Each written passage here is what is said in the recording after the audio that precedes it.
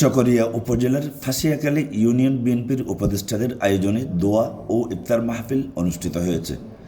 সময় 19 মার্চ 2026, ইংরেজি তারিখ 29 রমজান 1448 হিজরি সন। বিকেলে এদিন ফাঁসিয়াখালী রাস্তার মাথায় মহাসড়কের পাশে অবস্থিত হক স্কয়ার কমিউনিটি সেন্টার প্রাঙ্গণে শত শত বিএনপি, স্বেচ্ছাসেবক দল, শ্রমিক দল, যুবদল ও ছাত্র দলের শত শত নেতাকর্মীদের উপস্থিতিতে উপরোক্ত ইফতার ও দোয়া মাহফিল সম্পন্ন হয়। অনুষ্ঠানে সভাপতিত্ব করেন শাহ আলম শিকদার, সাবেক সভাপতি ফাঁসিয়াখালী ইউনিয়ন বিএনপি। প্রধান অতিথির বক্তব্য রাখেন জসিমউদ্দিন, সাবেক সভাপতি ও সাবেক আহ্বায়ক ফাঁসিয়াখালী ইউনিয়ন বিএনপি। এ সময় প্রধান বক্তা হিসেবে দলীয় দিক নির্দেশনামূলক বক্তব্য রাখেন ইঞ্জিনিয়ার শাহিদুল মুস্তাফা, সাধারণ সম্পাদক ফাঁসিয়াখালী ইউনিয়ন বিএনপি। বক্তব্য রাখেন শওকতুল ইসলাম চৌধুরী, সাবেক উপদেষ্টা ফাঁসিয়াখালী ইউনিয়ন বিএনপি। গোলাম কুদ্দুস, সহসভাপতি ফাঁসিয়াখালী ইউনিয়ন বিএনপি।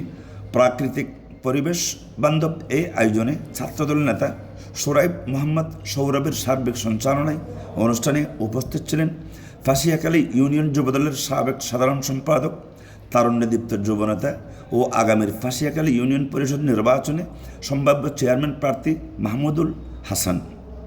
এ সময় বিএনপি নেতা তোফাজ্জল হোসেন বাবু, আব্দুল মান্নান আফিন্দি, শহীদুল ইসলাম শিকদার, গিয়াসউদ্দিন, সাবেক যুবদলের ফাঁসিয়াখালী ইউনিয়ন সভাপতি, যুবদল নেতা আবদুল্লাহ, মোহাম্মদ মিরাজ, কৃষক দল নেতা জহির আহমদ, জুবাইর, সরওয়ার আলম ও জালাল উদ্দিন।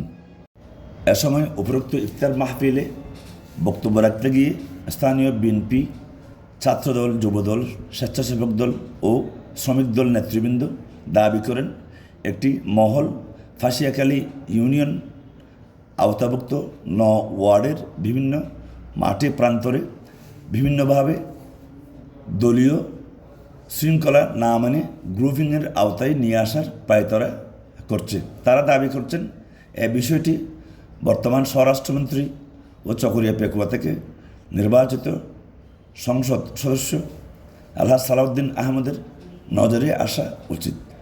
তারা দাবি করছেন ফাঁসিয়াখালীতে একটি মহল বিভিন্নভাবে বিশৃঙ্খলা করা সহ দলীয় মতাদর্শের অসংখ্য তৃণমূল পর্যায়ের নেতাকর্মীদের বিভিন্নভাবে মিসগাইড করে আসছে ওইসব কুচক্রী মহল।